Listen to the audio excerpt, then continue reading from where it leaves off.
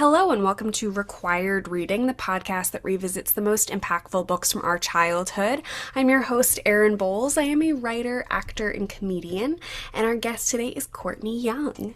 Courtney is a Philadelphia-based film and television creative. She has worked on various projects for Netflix, HBO, Apple, and the NFL.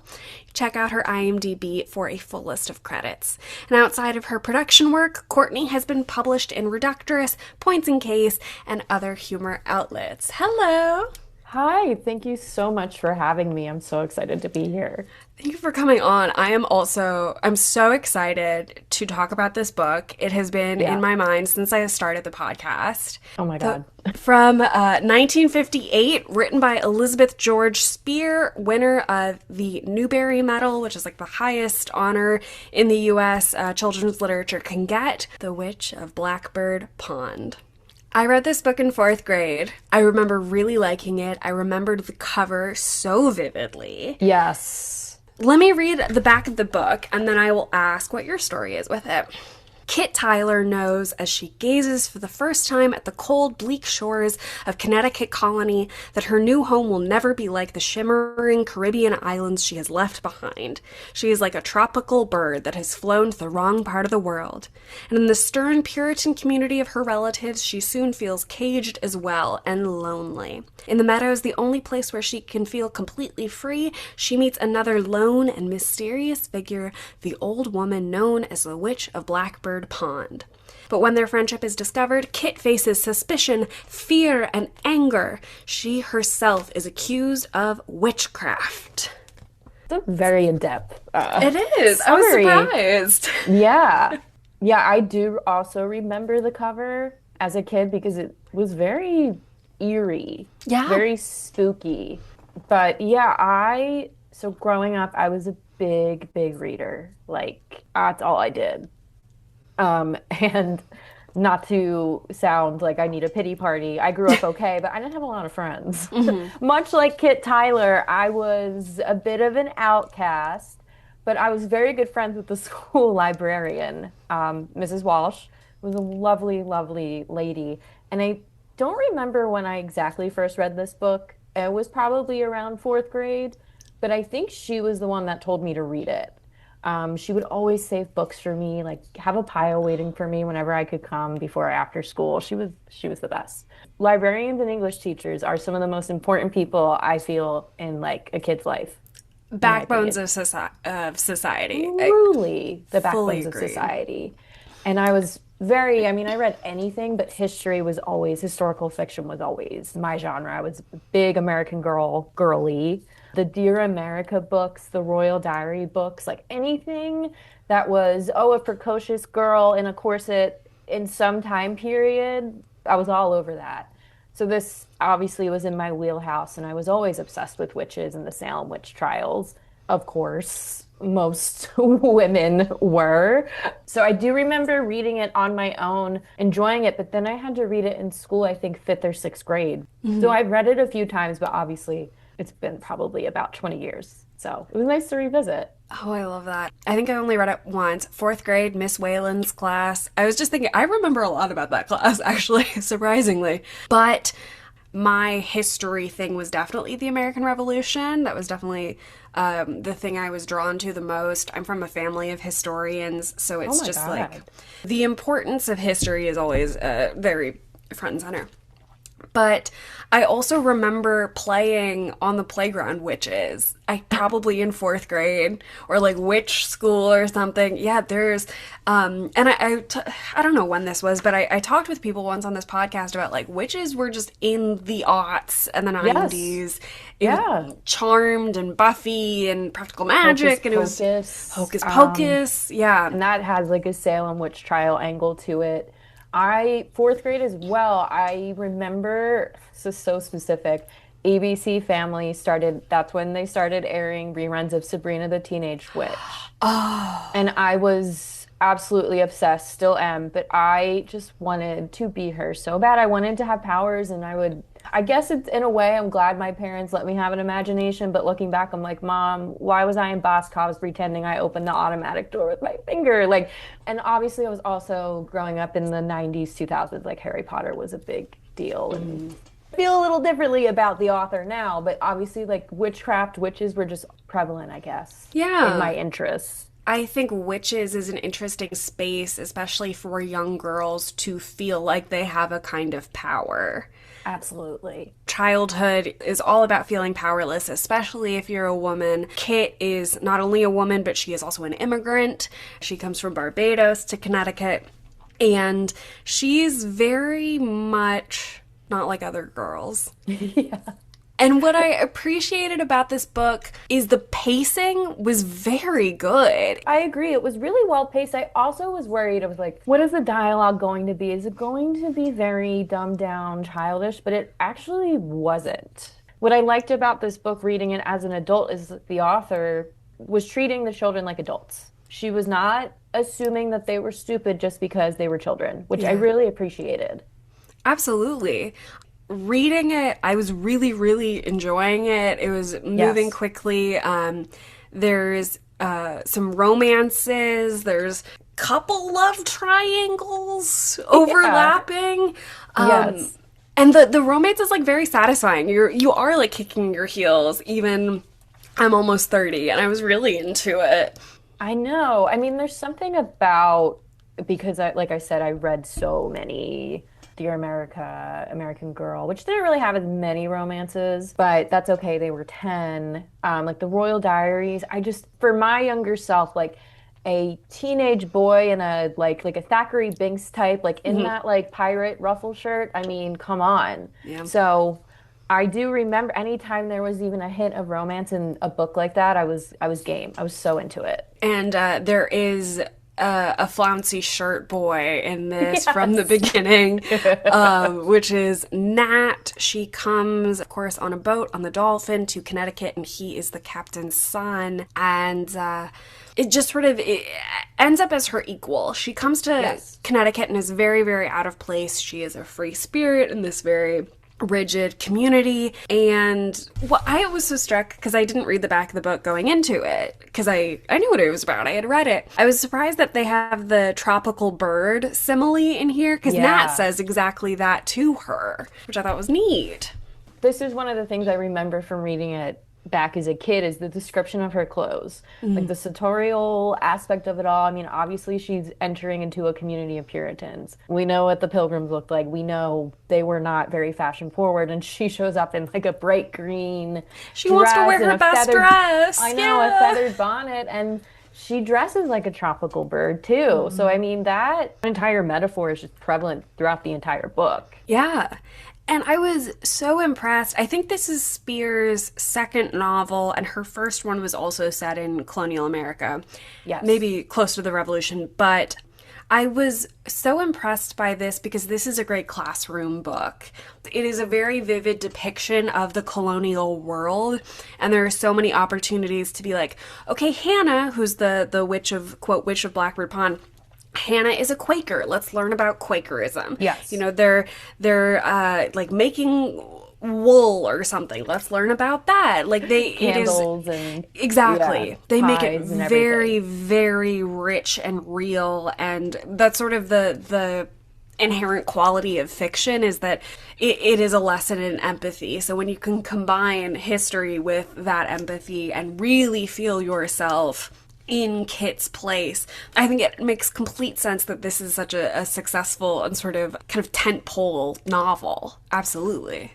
Totally. And I feel like a lot of the literature that I had to read in school growing up very much tried to teach that empathy angle. And I remember reading other books about outcasts. And, you know, I grew up Catholic, I went to Catholic school. So it's interesting that a book that really is about religious freedom and what that means to people was taught in that way. It really struck me reading this now as an adult. The Puritans came to America and colonized it because they were persecuted in England.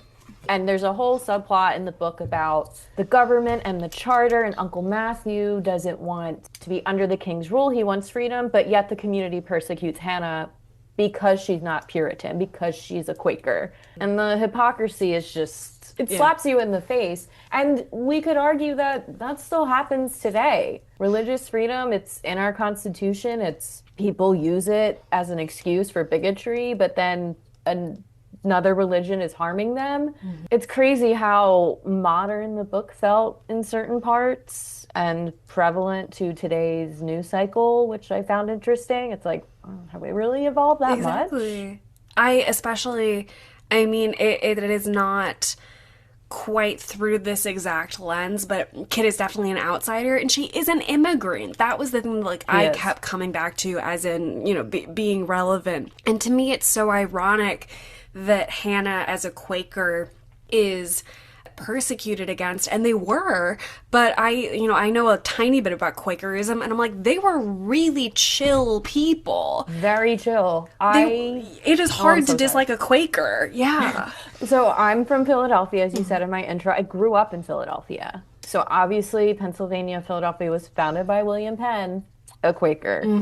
I've been to his home on field trips. We've learned there's plenty of meeting houses around. There's Quaker schools. So I grew up learning so much about Quakers. And their entire thing was work hard, treat people with kindness, help the poor, we're pacifists. That's really it. I mean, they are not persecuting anybody. And the Puritans were obviously an offshoot of the English Reformation, off of the Reformed religion. What I find to be so funny is that, and obviously they're anti-monarchy for a reason, and they should be, but the only reason why the Church of England exists is because of Henry VIII, a king. That's why it happened. Yeah. And so it's just, a lot of people in the book are very myopic. The Puritans were very myopic, but that's because they were not educated very well, and education is obviously a really big part of the book. Kit was very well educated. Her cousins were not. The character of Prudence kind of shows us how education is so important at an early age. It's like you said, the irony is just, it's crazy. I'm glad you brought up Prudence, because I realize there's a little bit of cast of characters that we need to get into. Yes. Prudence is Prudence Cruff, which horrible name. She's never... That poor child. Exactly. Oh my gosh. Prudence Cruff is the daughter of the meanest lady in town. Yeah. A Karen. Yes. Without exaggeration.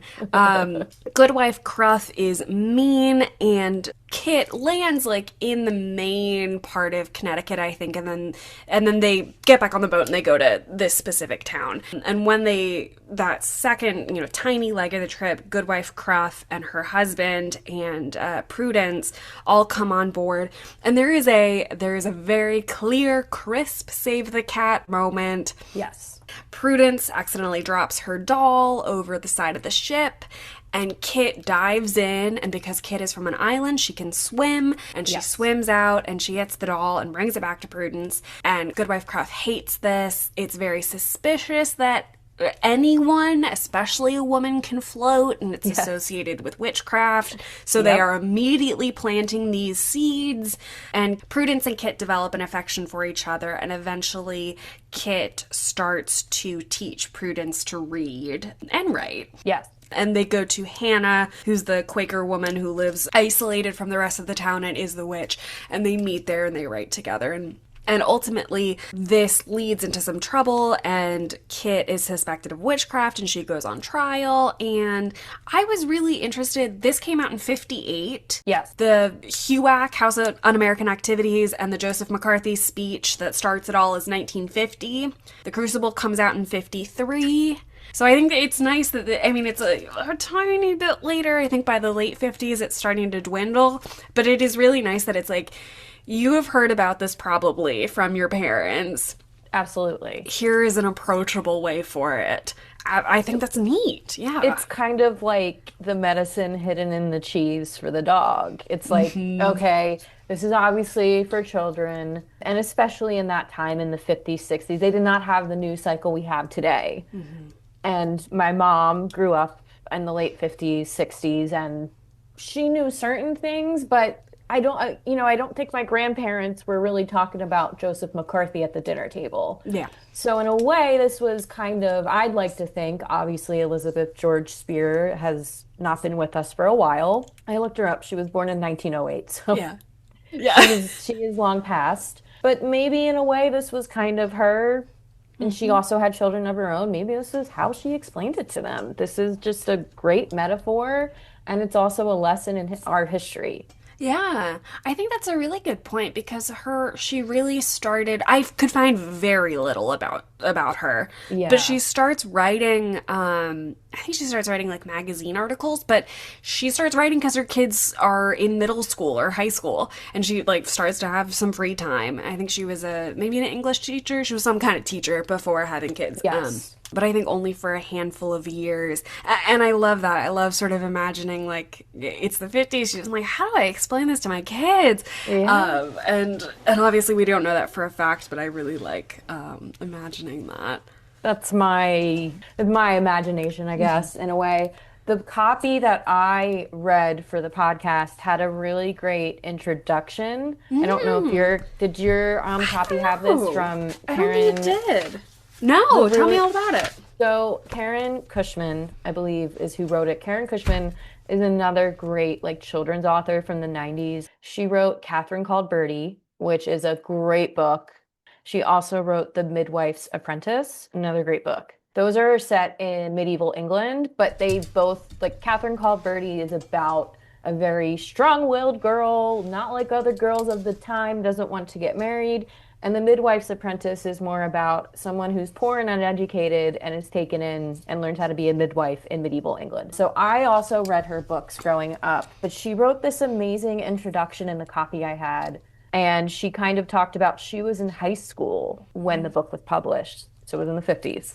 She knew all about McCarthyism, and she said in her intro she was a bit of an outcast. And this book kind of made her feel like the character of Kit and Hannah made her feel a little more at peace with herself in a way. And then obviously, lo and behold, she becomes a celebrated children's author like Elizabeth George Spear. So I thought that was pretty Oh cool. It's a my really good intro gosh. if you can find it. That's so incredible. And also like Yeah, what a imagining how she felt with that is so absolutely. Yeah. what a dream. Something I've learned through this podcast is that everyone kind of feels like an outsider to some degree. Childhood is really isolating because you have in It your is. mind that like no one else has ever gone through what you were experiencing. You also you just don't have confidence and you Exactly. care about everything. And something I do love about getting older is I care about things, but the small things I just don't care as much. I guess I'm more comfortable in who I am as a person that why sacrifice that for the comfort of other people if it's doing no harm? And I feel like Kit has to do that Yeah. really for her safety in this community. I mean, the whole education portion of it, as we mentioned, when she's teaching School with Mercy, and she has a great idea, which is a great idea, is to have the children act out a Bible story. Acting is bad.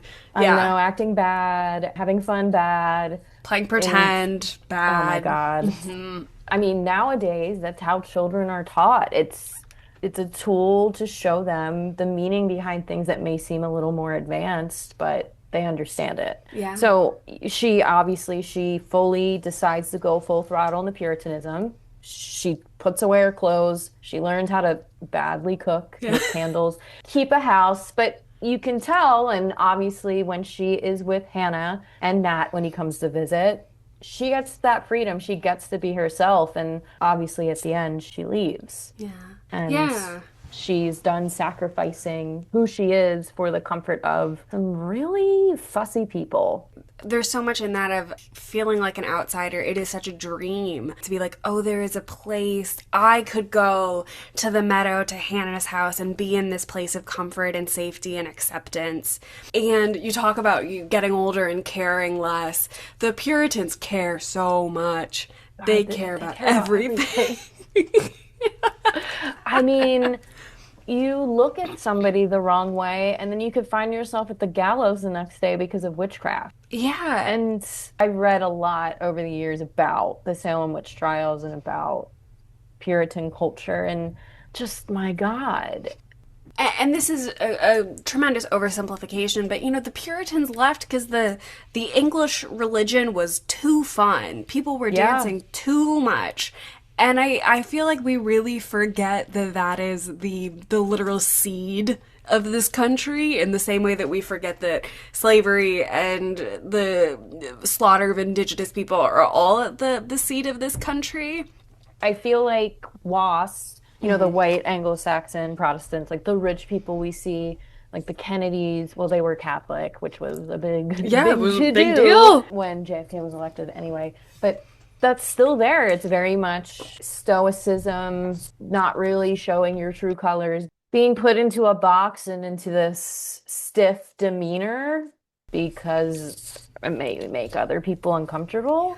The descriptions, it's like you said earlier, the imagery in the book is really vivid, especially when it comes to the chores and everything they have to do. And obviously it's colonial America, it's pre-electricity, it's pre any modern convenience. But I felt that the Puritans were so extra with it because there's always this notion of, okay, the harder you work, the closer you are to God. I mean, they have their church, or they call it meeting, for like 8 hours on a Sunday, their only day off. That's crazy. I'm sorry.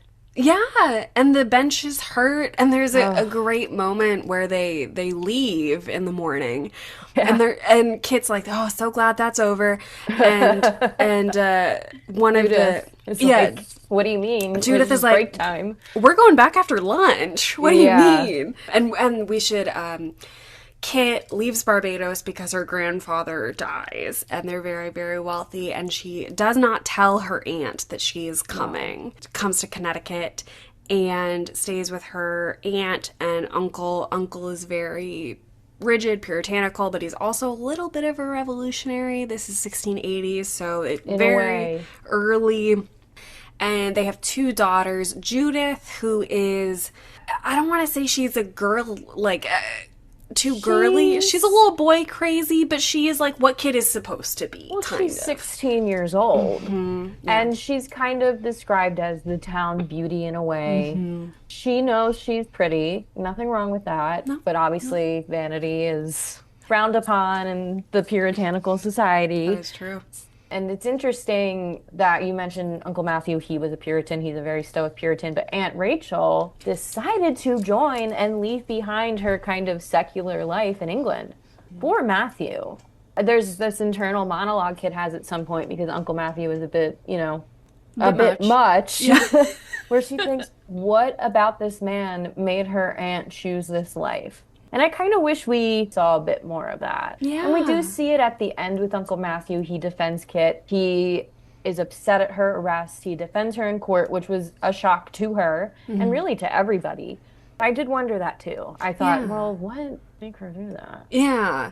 And there's a little moment, I think, when there's sort of a anti-monarchy meeting in their home, where Kit goes like, oh, I can kind of see it here. I can see it a little bit.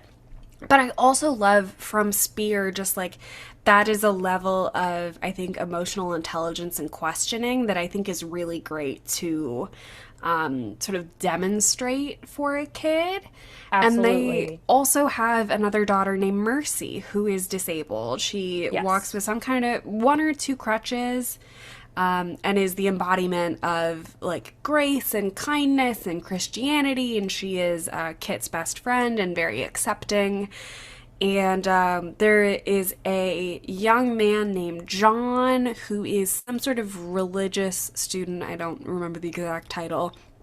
And he was a reverend/doctor. He was studying to do both, which, I mean, back then you could. Exactly. That's like what it was, but it shouldn't have been.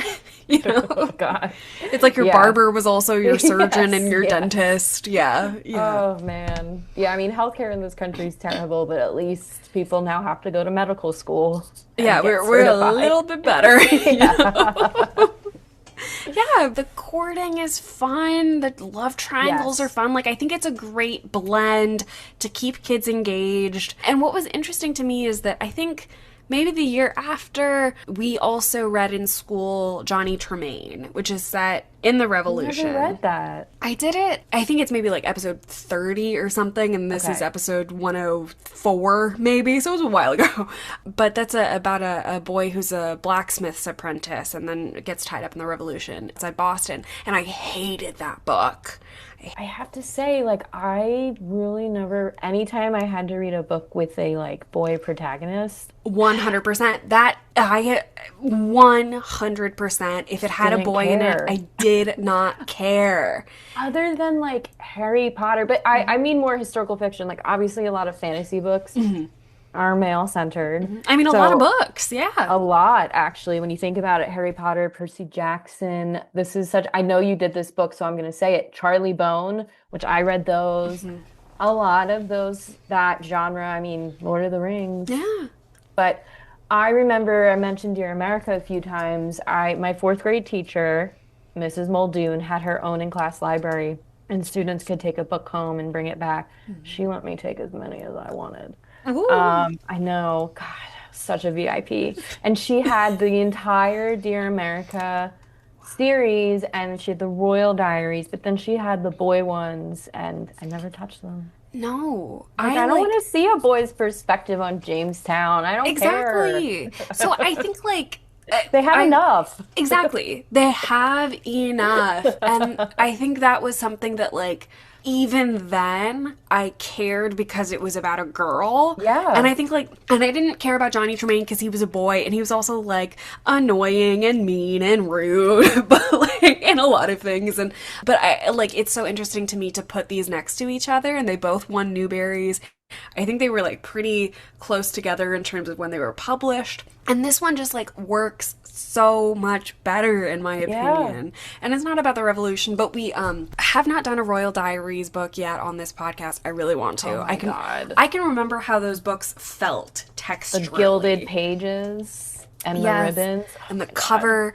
But we did once do the Oregon Trail, Dear America. Oh yeah, that was, I read that. early. Hattie was the girl's name, I think. Oh my Yeah. God, I'm really showing my It's like as soon My as you nerd like here. pull a little bit on the memories, they do really all come rushing back.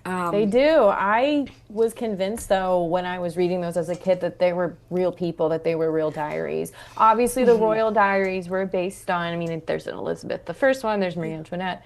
Obviously, they didn't, I thought, okay, well, this was Elizabeth the First writing this at Hampton Court Palace. And with the, like, Dear America ones, they were obviously fictional, but I remember reading one. It was about the suffragette movement, and it was set in D.C., and it was about a girl whose mother was a suffragette. I remember some kid, probably named Ryan. I went to school with a lot of Ryans, Kevins, Matt. It was the 90s, 2000s. So many was like, Matts. Oh my was like, goodness. was that a real girl? And I'm like, well, duh, look at the cover. It has a picture on it, and there's an epilogue. So, like, yeah, she's real. They were not real. No.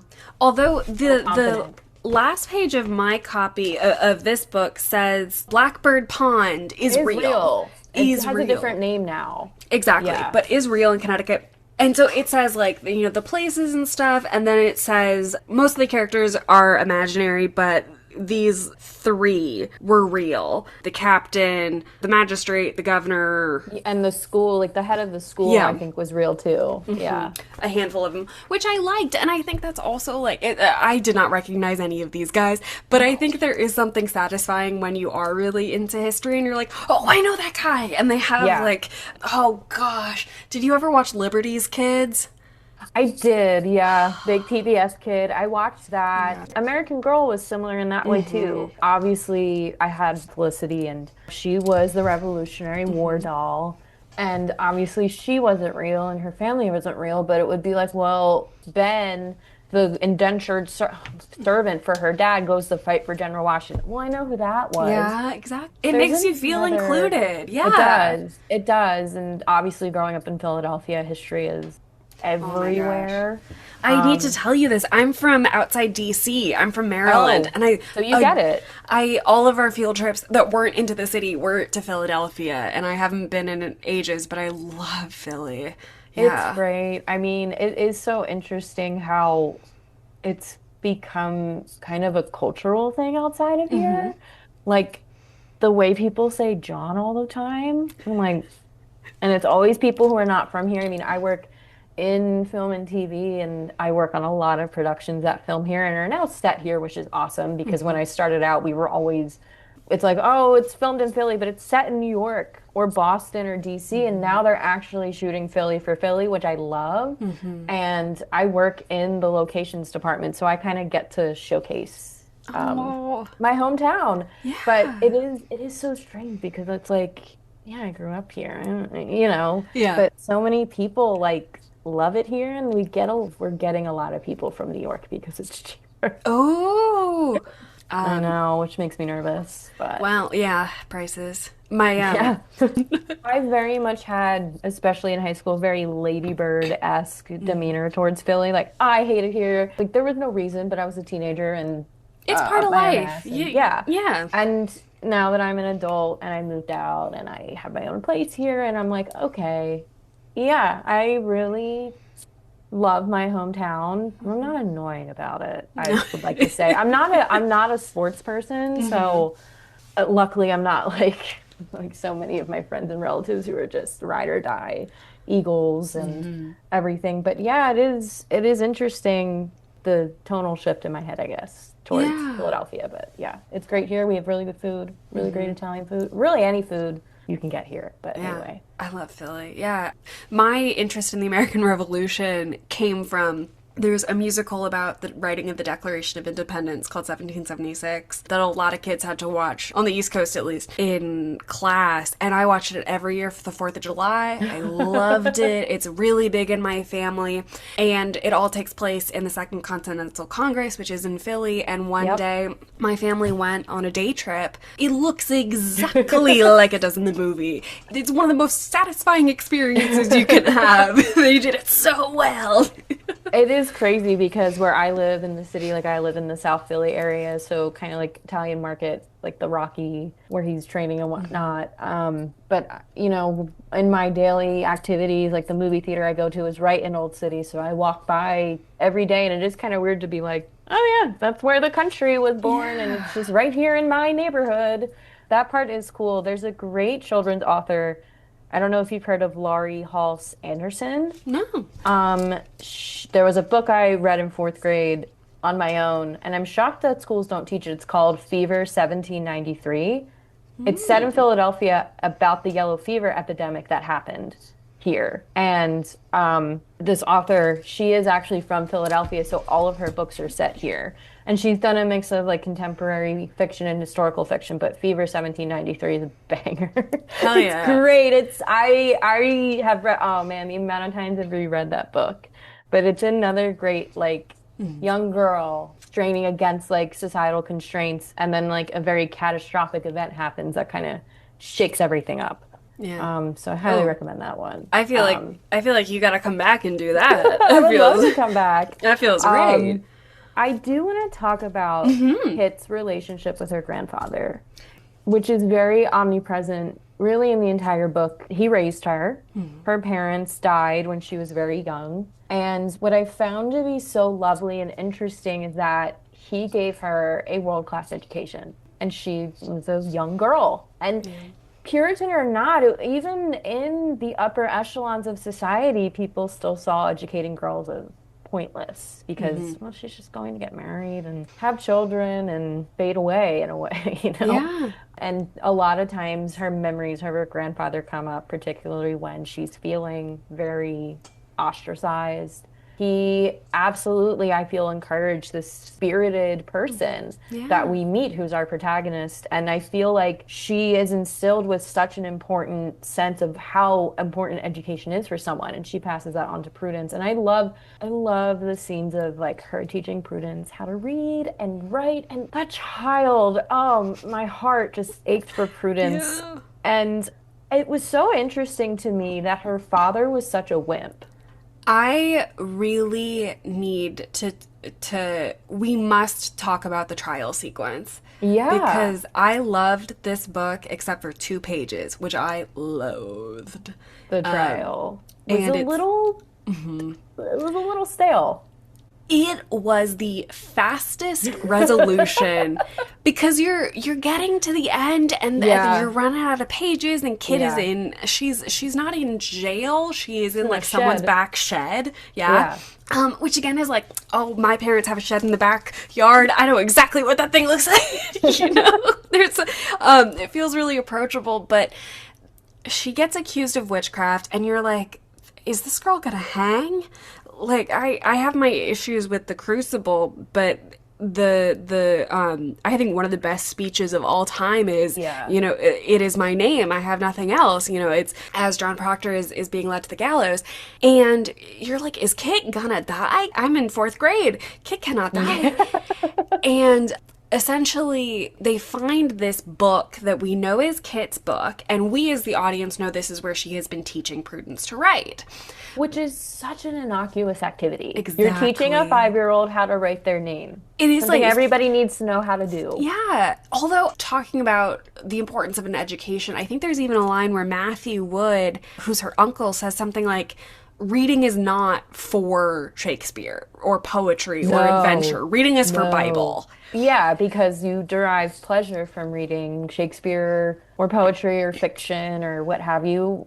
And obviously it's what they would call, it's like papist. It's this too elaborate, too whatever. And it's so interesting because religion in all forms informs so much, like literature and fiction and cultural touchstones. But anyway, okay, I'm fine with you.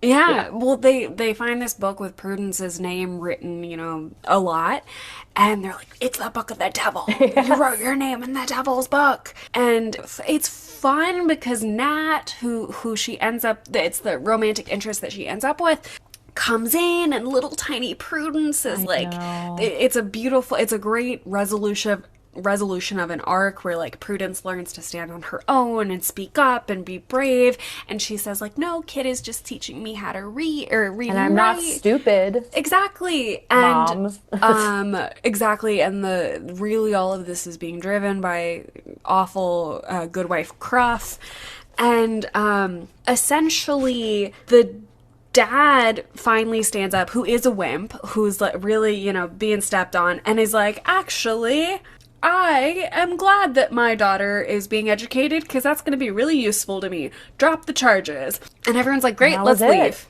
Which is so shocking because, I mean, whenever you read, whether it's fiction or actual historical accounts of witch trials, especially the Salem witch trials, they would throw anything at the wall to see if it would stick.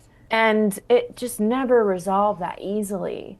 Anyone in the Salem witch trials who escaped the noose still rotted in jail for a long time, and when they were released had to pay off all these debts that were thrown against them. And it was shocking. I do remember a trial, but I didn't remember if it was her or Hannah, because Hannah's obviously our titular witch of Blackbird Pond, and there is a part towards the end of the book where a sickness comes to town. Oh wow, it's fall and people are getting sick. What a shock. We don't have antibiotics or modern medicine, but a witch definitely cast a spell on the townspeople. And finally, the townspeople, led by Goodwife Cruff and some of the aldermen or whatever town leaders, decide to put an end to it, and they storm Hannah's house in an angry mob. And Kit obviously overhears this and goes and rescues her, and Nat happens to be, you know, it's like a Deus Ex dolphin, Deus Ex ship is there and gets her away, which was such a relief. And I do love that she just went to live with his grandmother and two old ladies yapping it out. Good they her. Burn Hannah's house down, which is like the Puritans in their mind burned this old lady alive. And they mention this only once in a while, and I wish she had honestly mentioned it more. Hannah, who's this old lady, has a brand on her forehead where they branded her for being a Quaker. And I can't, like, every single time I'm like, Quakers are the chillest people in the world. Like, I don't know how to, like, drive this home. Even, like, there's if I'm remembering this correctly, there's, like, a non-binary Quaker person in colonial America who's just referred to as the universal friend. Oh, yeah. Quakers are good people. But I'm glad you brought up that moment because it's thrilling, it's frightening. Kit and Hannah are like hiding on a beach, crouching low. And Nat says, I'm going to take Hannah on the boat with me. She's going to live with my grandma, have a great life. Kit, come with me. She says no. She says no. And I like this question because it feels like we're in the classroom. Would you have said yes or no? Because I would have said, yeah, get me on that boat. She says no because Mercy is sick. Yeah. And she needs to see Mercy through. What would you have done? I think, like, me talking to you right now, I'd be like, yes, let's go. But I can see why Kit said yes. I mean, she grew up with no siblings, only child, spoiled, pampered, had every luxury at her fingertips. And she kind of really went through the gauntlet here and had to adapt to a totally different way of life. And she hated it, rightfully so, I would too. But I think, like, this is the first time she ever really had siblings or, like, people that, other than her grandfather, and her grandfather's gone, the one person she loved and cared about in the world.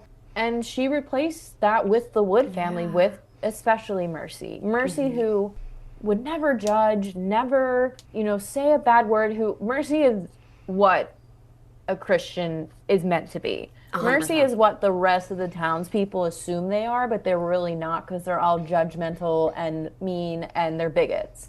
And so I think for her, and I think it was more mental peace because Mercy was hanging on death's door. Yeah.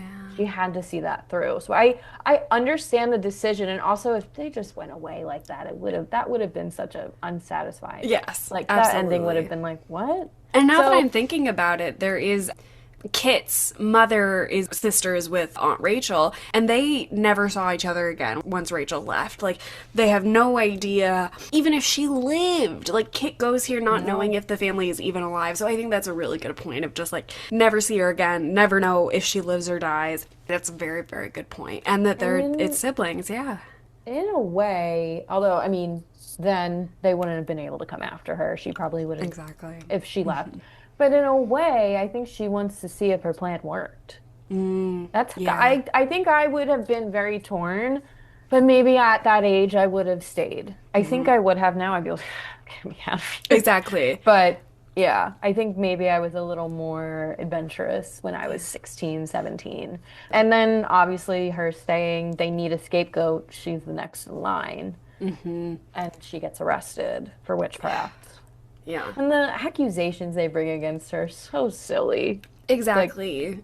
And like you said, they are so innocuous, such innocuous actions. And I think that's what's really frightening about it, is that it could be any single tiny little misstep. It could be a glance. It could be, anything You sneeze the wrong way. You exactly were humming to yourself. And it is so interesting. There is kind of like, we mentioned these romances. There's a character, William Ashby, who's like the town jock, like the hot boy of town. He's the most eligible bachelor in town. Building a house. And he takes a shine to Kit immediately, and she's rightfully not into it, but what else can she do? And she's kind of like resigned herself to marry him and to just live out her life because it's an escape from the drudgery of her aunt and uncle's house. At least she won't have to work, at least. Yeah. But then when she's arrested and put on trial, guess who does not show up to help her? He does not come William. visit. Yeah. And wimps. When they reconcile, right, he's like, I don't blame you. Like, I don't believe you're a witch. I never thought you were a witch. Exactly. And she's like, that is such a great scene. Yeah. And it all works out. Like, there's this religious student who he and Mercy fall in love with each other, but there's a miscommunication, and Judith thinks that he loves her, so they get engaged, and he can't, like, stand up for himself. And when Kit comes, Judith thinks that she's gonna marry this rich guy because she's the town beauty, like you said, and Kit takes her place, and she's mad, and then at the end, Judith and the guy end up together. Like, it all resolves very nicely. Absolutely. Obviously, this is a podcast and people can't see, but before we started recording, I noticed Erin has a lovely full-size poster for Ang Lee's Sense and Sensibility. The ending of the book is very Jane Austen in that everybody kind of gets a happily ever after. I thought it was very Shakespeare. Everyone gets married. Yeah, it's very Shakespeare comedy. Like, everybody gets married, they end up with the right person, and start their lives together, which usually a lot of books about witches and colonial times don't end that way. So it does have a very happy ending, which is strange for a book of this genre. Absolutely. Yeah, I think going back into it as an adult, I was like, how are we going to have Salem witch trials for kids? And, like, have that work out. Because, like, my copy says ages 10 and up. The Crucible is not for 10-year-olds. No. I know we watched it in 8th grade and then again in 10th grade. And the scenes at the end where they are executed are chilling. Yeah. They have Giles Corey in there, right? Get They pressed do to death. We see that. the pressing. It goes on for a couple minutes. In a way, they have to do that. Yeah. And not everything can be, easy breezy. I remember watching that, I think around 10 or 11, because again, history obsessed, also Winona Ryder obsessed. Exactly. The 90s Little Women, very important movie to my development. So I watched it and I just remember kind of being like, it's intense. Yeah, it's very intense. Yeah. But it's good. It's good. I mean, the cast is incredible. It is wild. Like, this all could have been avoided if people just didn't lie and didn't persecute others for how they live their lives. Yeah. That's really what it boils down to. Yeah. It's just all assumptions. I mean, obviously, with this book, I've been having Salem witch trials on the mind, and I own Stacy Schiff's nonfiction book, The Witches, which is that a good read? I haven't absolutely, read it. Oh my God, absolutely. okay. I'll add that to my list. I tried to read it physically once and just like couldn't get into it, but listening to the audiobook, it's like every single sentence you're like, oh my God, what? Yeah. Oh my gosh, what? Okay. So I've been talking to a friend about this lately. What do you think caused it? Because I have I don't think it's the definitive, but I have a thing that like makes sense to me. What about you? That's such a great question. And did you ever hear of the podcast Lore?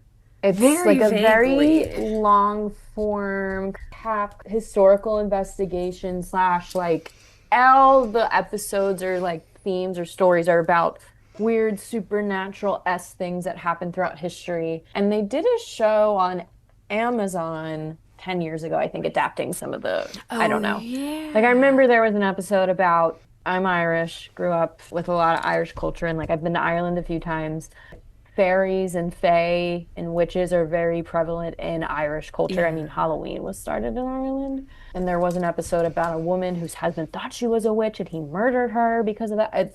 So it was kind of things like that. And a big theory amongst historians, and they did like a 10-episode deep dive on this, is that it was a wheat germ. Yeah. And that caused kind of like the convulsions and the episodes that these girls had.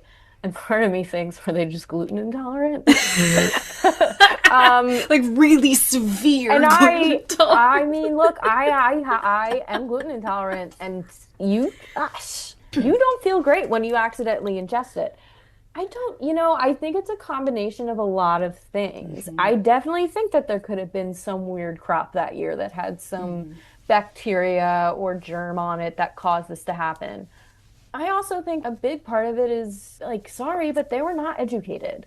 And they were very isolated, and they were not allowed to think or pursue things outside of the community and the religion.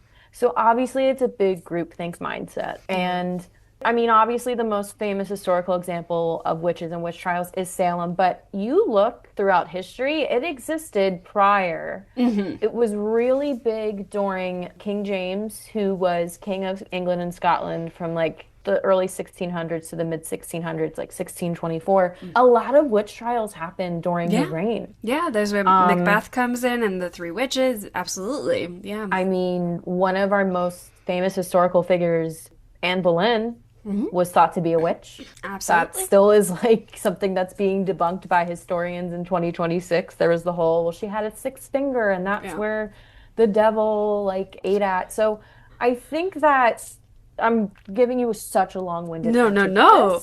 I think it. there's so many factors. Oh, I think strict religious groupthink lack of education, and also the fear of the unknown. That's a Yeah. big part of it because when you read, especially we've talked about the Crucible a lot of these people that were thrown into jail were maybe newcomers. One of them was a single mother who maybe Yeah. was a A little lot of bit outsiders. loose. Yeah. Um, I mean, the most famous example is oh my God, I butcher her name. Tibet Oh, Tishuba. Tituba, thank you. Um, she was a black woman in a colony of slave colony of white people. And like that's kind of the jumping point for the witch trials is that these young girls said that they would be dancing naked with her in the woods and she'd cast spells. And it's like, this racist voodoo priestess assumption. And shockingly, she survived. Wow. I don't think I knew I that. believe she did, yeah. But also a lot of it, especially with the Salem witch trials, was just people like wanting land. John Proctor and his wife owned a lot of land in Salem. People wanted that. Also, I mean, this is a crucible angle. We don't know how historically accurate that was. Abigail Williams allegedly was having an affair with John Proctor and wanted his wife out of the way. I know Rebecca Nurse, who was like a revered woman in the town. She also owned a lot of great land. And like a lot of these people I just mentioned who were very powerful landowners were executed. So I think there's a lot of factors in place. And I think obviously people being Yeah. selfish is a big part of it. Yeah. There is whatever it is that starts it, and then the rest of it is human nature and using whatever is available at the moment to service greed, to service, alienating outsiders and people who don't belong or don't align with our vision. Absolutely. I really recommend the Stacy Schiff book. I will add it to my Spotify queue like once we're done. I love, oh man, I do listen to a lot of historical audiobooks, like Yeah. nonfiction. I was on a show a couple of years ago, and I love to like when I'm doing like a lot of like think heavy work, like budgeting and whatnot. Yeah. I love a nice chunky audiobook. And I was listening to a very long audiobook about how Henry VIII and Anne Boleyn's marriage like changed Europe forever. Yeah. It's a great book. I forget the name of it. I'm drawing a blank. It was published a few years ago, so it's new. And and I didn't have headphones in, but I had my door closed, and my assistant came in to ask me something, and it's just this very lovely British woman saying, and then when Pope Leo did the papal dispensation and the Holy Roman Emperor, and she's just like, "What are Yeah. you listening to?" And I'm like, "Shut up, it's fine." Exactly. I used to work in development, and maybe the owner of the company found out there was a witch hunting handbook in the 16th Wow. century. Yeah. Ed was like, Erin, can you read that? And I said, yeah, I can. Yeah, Can I I? can. And again, like, that was in Germany, and like looking into the guy who wrote it, he like went into a town and was like, okay, the Pope said I can hunt witches. And everyone was like, you stupid idiot, get out of here. And then he writes this book to give himself power, to stand up to, the woman who, spit on his shoes. I wonder how much of the Salem witch trials was young girls who, like we talked about in the beginning with witches, who had no control or power or social standing, taking some and Absolutely. feeding on it, and then it gets out of control. And there's one detail that is just really sticking with me right now. If Stacy Schiff talks about when you go out into the woods at night, when you are in Salem town at night, it is pitch black. Oh my God. You like the landscape comes into it so much. You are so scared of everything. It is, every aspect of life plays into it, like you said. And I wanted to ask, did you see Testament of Anne Lee? I did. I saw it a couple weeks ago, actually, and I was actually thinking about that Yeah. movie while reading this book because it's, like we said earlier, religious freedom is one of the biggest themes. And it's so interesting that somebody who was so devout, she kind of had these visions and these convulsions, and she was imprisoned a lot in England. And there's I don't know if this is a spoiler because it's based on a real person, but there's a very graphic, harrowing, like mob scene towards the end of the movie. Very, very frightening. Yeah. It's just very visceral, and they did not shy away from the brutality of it. And like her brother was one of her followers, and essentially the injuries he sustained from that, he died from. Yeah. And this took place like mid 1700s to like 1800. So it's a little past the Salem witch trials time, but it's still that, Yeah. oh, this thing makes me uncomfortable. I don't understand it. Instead of talking to these people or trying to understand what this is, we're just going to persecute them. It's just jumping from point A to point Z with nothing in between. But it was so interesting with that movie and reading about the Shakers, which I didn't know that much about them. And obviously, after seeing that, I went into a big rabbit hole.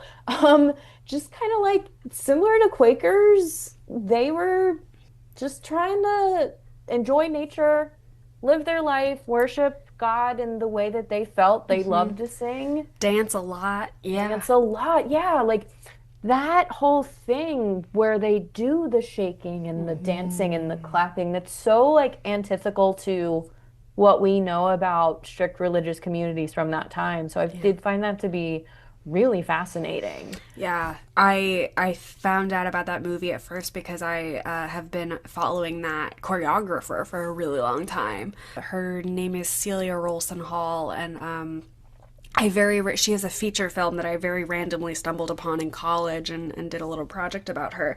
And the movement and the choreography and the dance in that is just breathtaking. It's hard to stay in your seat. Yeah, it's so visually stunning, and I saw it. I was very lucky. I saw it on film. It was shot on film, and it's so beautiful. I on my Letterboxd review was just not an iPhone face in sight. Like it felt very of the time and very just everybody looked like they belonged, you know? And I thought Amanda was amazing and the music was interesting. I did find it weird though, I guess talking about the overarching theme, like back to your question about what do you think caused the witch trials, a lot of it was control. Yeah. It was control. Control was a big part. And I did find it interesting that the Shakers were against sex, even between spouses. And then you wonder, I mean, the biggest question I had was, well, how do you get new members? I looked it up. There are only 3 Shakers in the entire world now. One person joined. There were 2, and then someone joined like last year. Yeah. That's the only movie where I like stayed through all of the credits. Yeah. Because they go through like the dwindling numbers. So interesting. But that was my thought too through the whole movie. It's like, well, I don't want to tell you how to run this thing, but and that's like the biggest way. I mean, you see now with tradwife culture and these religious like influencers, and the big part of religion is be fruitful and multiply. And some people take that quite literally, and that's how you get new members. That's how, other than the missionaries, like have a lot of kids. That's how they start them young, start them from the second they take their breath. And I did find that to be really interesting. That's like, I think, as far as I know, the only religion that does not encourage reproduction, like, or the act to reproduce, I guess. And it was, I mean, we know what caused that. Like, the movie tells us what caused that is that she did not like having sex, and that's okay. yeah. And she obviously, like, went through 4 traumatic births and deaths of her children. Another very, like, visceral, like, Yeah. you know, troubling scene, but I think it needed to be shown. And her husband treated her like Just like awful. And then you see it when she's a child because they were poor and the family just slept in one bed, and she sees her father essentially just force herself on her mother, and she's pregnant constantly, and she dies in childbirth. So I found that to be so fascinating that it was like she's traumatized by sex. And it's again the lack of education, the lack of, it's not like now where we have the tools to understand what this is and we can talk to people about it. People didn't talk about these things. I found that to be so fascinating. Just that, like, it's like, of course she makes that rule. This is for herself, self-preservation. Yeah, absolutely. It's a very powerful film. Very powerful. I did love, like, kind of the little island of misfit toys of Blackbird Pond, of Kit, Hannah, Prudence, Nat. I will say, I forgot how it ended, and Did it feel to you like a very abrupt ending? Just like, well, I'm gonna go talk to your uncle. I want to marry you. Yeah, Nat and Kit get engaged essentially, and I mean, I was happy. It was cute, but yeah, Yeah. it does. It feels very similar to how easily and sort of forced the resolution of the The trial. trial is. Yeah, it's Spear does a great job, but she doesn't quite land the plane. It was just a very abrupt is the right word. And but here's the thing: in that time, that was her only way of escape was marriage. Exactly. That's sort of And your only. Yeah. I'd like to think that Nat will treat her well and let her freak flag fly, and because that's really what draws him to her is, oh, she jumps in the ocean and Yeah. saves a doll without a care in the world. So I really hope Kit Tyler goes back to the Caribbean.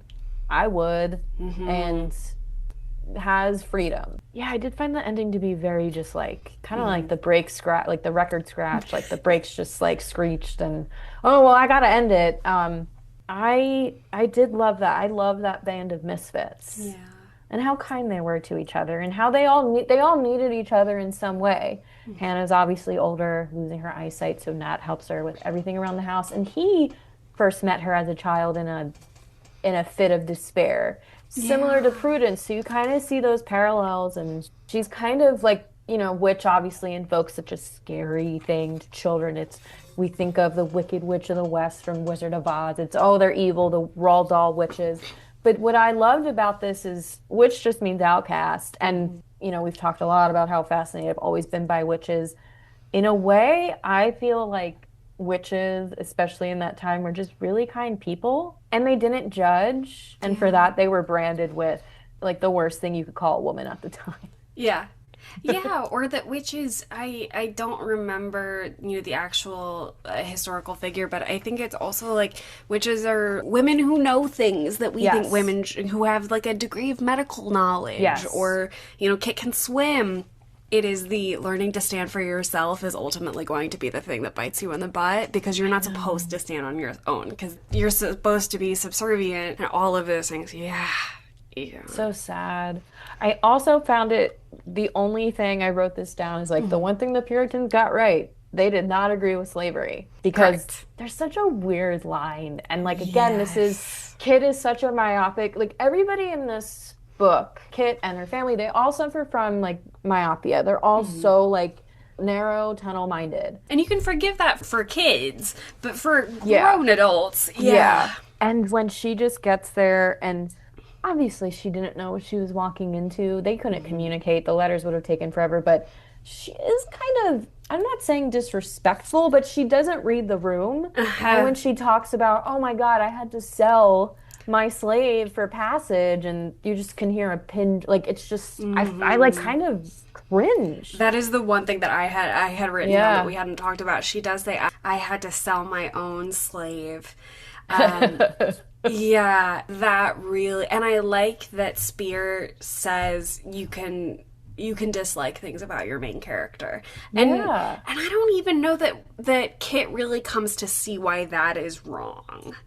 That kind of is like the end of it. Yeah. And It's I right at the guess- beginning, yeah. Yeah, it's right when she gets to the town in Connecticut. And I guess because they don't have There's no one else there.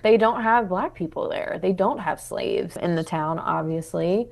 And it is interesting that she enters a community that is abolitionist in a way, but Quakers were some of the most vocal, biggest abolitionists, and that's a common ground for Hannah and the people of the town, but nobody talks. And like how can you do one thing and not the other? How can you know that slavery is wrong and yet not really see women as whole people? Yeah. Yeah, I mean, you look at anything in those times, even now, you can always There's pick gonna it be apart. hypocrisy. Yeah. So interesting. Yeah, the hypocrisy is just running rampant. But I did find that to be like so awkward. Yeah. Like she expected sympathy for that, but it's 1687, 85, so 87, I obviously, think. I think you got it exactly. She lived on Barbados, and that was a colony of England, the East India Trading Company. There were plantations, and so that's her myopia. Yeah, that is how she gets her money. That's how her grandfather is able to educate her, get those books, Yeah. get those nice clothes. I sort of wish Spear had leaned into that more. I agree. She does a lot. She does a ton. She does. So, I think every time I'm like, this was bad, I'm also like, she did a really great job still. She did. It was a very, very enjoyable read. It was nice to kind of like the nostalgia of it all, and I remember why I loved this book so much as a kid. So it was fun like getting back into it. Well, I guess that brings us to our final question. Would you consider it required reading? I think so for kids of today's world. I feel like the themes are can apply to anything and anywhere. I think it's just general like humanity in a way, like very much how people interpret and see other people and make assumptions and how that can be wrong. I do worry though. I read an article the other day that most teachers don't teach books in school anymore because kids can't read or pay attention. And that scares me. Yeah. I would say required reading. My frustration with the plot, I think, is just like ultimately, that doesn't make it a bad teaching tool. No. I think it's a fantastic teaching tool. I agree. If I were a teacher, I would very, very happily teach this in my class. Absolutely. Yeah, I would too. I think it provides a lot of context for our country. I can't see, I know kids are just like glued to iPads now, but come on, like witches in the title that doesn't pique interest. You've got the romance and I know the boys will roll their eyes. You get romance in the third paragraph. Yeah. It is right there. I was picking up on it at least. Yeah, absolutely. Yeah. And the pacing is really good. It's really well paced. I think so, absolutely. Yeah. Well, is there anything you would like to plug where you would like to be found? Currently nothing to plug. Well, I will say if you want to see any of the stuff I've worked on, you can go to my IMDb, but the most recent thing I did was Task, which is a on HBO. 7-episode, for HBO. It shows the greater Philadelphia area, all of its nitty-gritty beauty. And I'm really proud of the work I did on that, so you can definitely watch that. In terms of where people can find me, I am on Instagram. It is private, but I let a few people in now and then. Yeah, see if you make the cut. Yeah. I will judge, but as you should. As you should. Well, I have finally figured out, I think, how I want to end these episodes, which is by reading the final sentence of the book. So, this is a line from Nat. When I take you on board the Witch, it's going to be for keeps. And that is the name of his new boat. I know, I did love that. And he named it for Kit. He named it after Kit. He named it the Witch. I do often say to my boyfriend, like, I'm a witch. And he's like, well, don't say that. I'm like, no, that's a positive thing. Or hag. I do call myself a hag a lot, which is in the witch realm. But I love that word, hag. I think it's fun. And I'm trying to, witch and hag, like, it's like what people do with bitch now. It's like we're gonna reclaim it. We're reclaiming it. So we're gonna reclaim hag. It upsets him so much when I say that about myself. I'm like, no, I'm being positive. What is a witch but a woman by a pond with some special knowledge? Exactly. What is a witch but a woman by a pond? In a post-Wicked world, we like witches. Come on, guys. I think the greatest thing you can do as an American to make up for the Salem witch trials is to give a witch in your area a flower. I don't know. That's the reparations. Thank you so much for coming on the pod. Thank you so much for having me. This was a blast. I'm going to stop the recording there.